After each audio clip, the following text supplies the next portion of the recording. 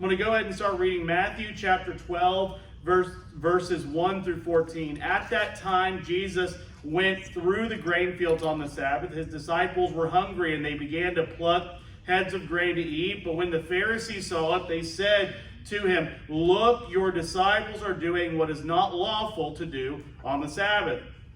And he said to them, "Have you not read that David, when he was hungry and those who were with him, how he entered into the house of God and ate the bread of the presence, which was not lawful for him to eat, or for those who were with him, but only for the priests? Or have you not read in the law on how the Sabbath day the priests in the temple profane the Sabbath and are guiltless? I tell you, something greater than the temple is here. And if you had known what this means, I desire mercy and not sacrifice, you would not have condemned the guiltless, for the Son of Man is the Lord of the Sabbath." He went on from there and entered into the synagogue, and a man was there with a withered hand, and he asked him, "Is it lawful to heal on the Sabbath?" So that they might accuse him. And he said to them, "Which one of you who has a sheep, if it falls into a pit on the Sabbath, will not take hold of it or lift it out? Or how much value is a man than a sheep? So it is lawful to do good on the Sabbath."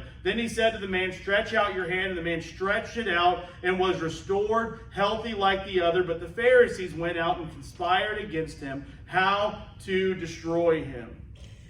Well, as we talk about this, first of all, what is the Sabbath? When do we see the Sabbath kind of entered into? Well, we see the Sabbath is a reflection of God's choice to rest. We see that in Genesis chapter 2, verse 1.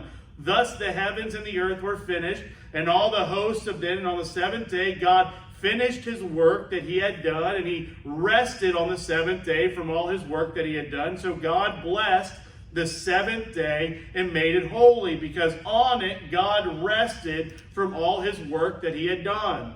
You see, it was not because God was tired, but because God set a standard for us. It wasn't that God was exhausted, but he understood that we can get exhausted. But then we see it expounded upon more in Exodus. It was here that we see Moses was commanded to follow the example. Exodus 16, verse 4. "And then the Lord said to Moses, Behold, I am about to rain bread from heaven for you, and the people shall go out and gather a day's portion every day, that I may test them, whether they will walk in my law or not. And on the sixth day they will prepare what they bring in, and it will be twice as much as what they gather daily." Why? Because they were preparing for that day of rest. But even though this was a single command for Moses for the people, to a grumbling people, we see it expanded in the Ten Commandments. You see, to Moses, he didn't just make it a quick command, but he expounded upon it. Verse 8 of Exodus 20, "Remember the Sabbath day and keep it holy. 6 days you shall labor and do all your work, but on the seventh day is the Sabbath to the Lord your God. On it you shall not do any work, you or your son or your daughter or your male servant or your female servant or your livestock or the sojourner within your gates. For in 6 days the Lord made heaven and earth, the sea and all that is in them, and rested on the seventh day. Therefore the Lord blessed the Sabbath day and made it holy." We see that there is an importance on this day that we call Sabbath. You see, the prophets urged them, even after Exodus, to keep the Sabbath. The nation was warned that persistent disregard of the sanctity of the Sabbath would lead to judgment, of being thrust from the land and sent into captivity. All of that to say this: the Sabbath day was important. The Sabbath day still is important. So much so, scholar Bob Diffenbaugh said, during the Maccabean period, a century or so prior to the coming of Christ, there was a situation where 1,000 Jews had been killed because they were attacked on the Sabbath day and would not break the Sabbath to defend themselves. Understand something. This is important to these people. They understood that there was sanctity. They understood there was a command when it came to the Sabbath. We see the seriousness of it here. The Sabbath has not lost its importance, but we should keep it in perspective. Why? So it is not abused in the other direction. You know, we understand that the Sabbath they took very seriously, but understand something. They swung in the opposite direction. They abused it, not in being careless, but they started to abuse it in being nitpicky. Diffenbaugh also said, so the scribal law lays it down that a burden, so the scribes, their law, their set of standards, lays down that a burden is food equal in weight to a dried fig, enough wine for mixing in a goblet, milk enough for one to swallow, honey enough to put on a wound, oil enough to anoint a small member, water enough to moisten an eye, paper enough to write a customs house notice, ink enough to write 2 letters of the alphabet, reed enough to make a pen, and so on endlessly. So they spent endless hours arguing whether a man could or could not lift a lamp from one place to another on the Sabbath, or whether a tailor committed sin if he went out with a needle in his robe, whether a woman might wear a brooch or false hair, even if a man might go out on the Sabbath with artificial teeth or an artificial limb, if a man might lift his child on the Sabbath day. They took it very seriously. They argued endless hours what constituted work. These things to them were the essence of religion. Their religion was a legalism of petty rules and regulations. And this is why we see Christ and the religious at odds so much. You see, their superimposed interpretation and application of the law is the same struggle that we see in churches today. So what we might look at them and we might say, man, that's crazy.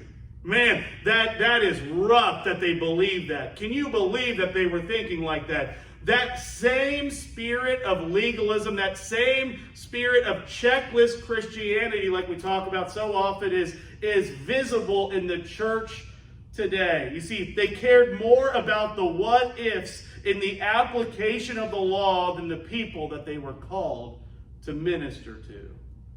I want to say that again. They cared more about the application of the law, the what-ifs, the what about this. They cared more about those things than the actual people that they were called to love and to minister to. This is what causes us to do the same thing. This is what causes us to shame people when they have to work on the occasional Sunday, right? This is what causes us to look down on people that may go on vacation on a Sunday. This is what causes us to treat people differently because of what they wear or what version of the Bible they may read. Those who listen to contemporary worship or those who praise God with raised hands. We worship the religion over the relationship. That is what Christ was against with these scribes and Pharisees. And I want to say this, that is what Christ is against today. So what are we to do? How are we to look at the Sabbath day in the appropriate way, in the safe way based off of what Christ is commanding to us? Well, let's read what he says at the end. I tell you something greater than the temple is here, talking about himself. And if you had known what this means, I desire mercy and not sacrifice, you would not have condemned the guiltless, for the Son of Man is the Lord of the Sabbath. Well, first of all, we see him say something here. He desires mercy over sacrifice. We see this language kind of mirrored in the Old Testament with Samuel and Saul, where Saul was commanded to do something and Saul didn't obey the command. And what does Samuel say to Saul? He said, what are you doing? You did not listen to the command of God. God desires obedience more than sacrifice. So what is Jesus saying here? He's expounding upon that same thing, and he's saying God desires mercy more than sacrifice. How does that apply to us today? God desires our heart to be right more than the actions that we do. You see, this is what is at odds in the Christian life so much. It's our actions over our hearts. We talked about this throughout the Sermon on the Mount. What does Jesus care about? He cares about our motivations more than our works. What does Jesus say here? He desires mercy over sacrifice. But then he also says something. How can Jesus say this? You can see how radical this is to these people. They have been following these rules for their entire life, and then Jesus comes in and says, you're doing it wrong. Everything that your parents taught you about how to keep the Sabbath day, every little nitpicky fight that you get in, you are doing it wrong. How can Jesus do that? Well, he makes a claim that is out there to these people. Why? Because he is the Lord of the Sabbath. He is the purpose of the Sabbath. He could tell them they were wrong. Why? Because they were missing him in the midst of it. So what is the solution then?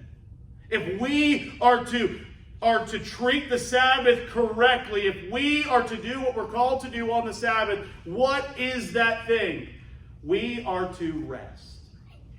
You see, that is ultimately what the Sabbath was for. Before it was hijacked by people that used it as a checklist part of their Christianity. We are called to rest, to take rest seriously. What does that mean? On your day off, don't pick up another job. On your day off, don't busy your day off with more work. No, rest. Take a break. Take a seat.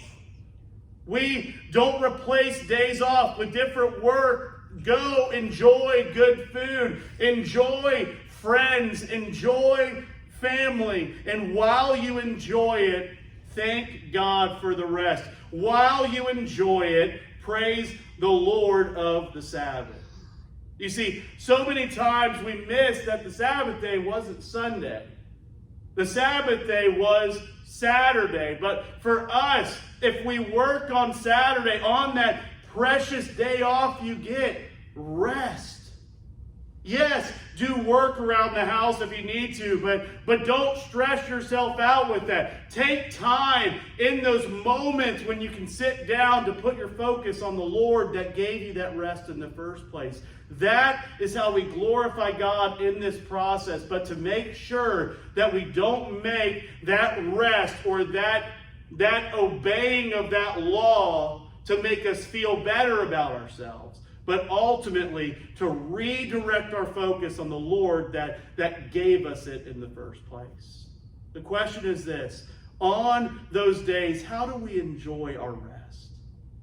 Are we enjoying it? Are we building into our families at those moments? I feel like during coronavirus, it's giving us almost a time of forced rest in some ways, right?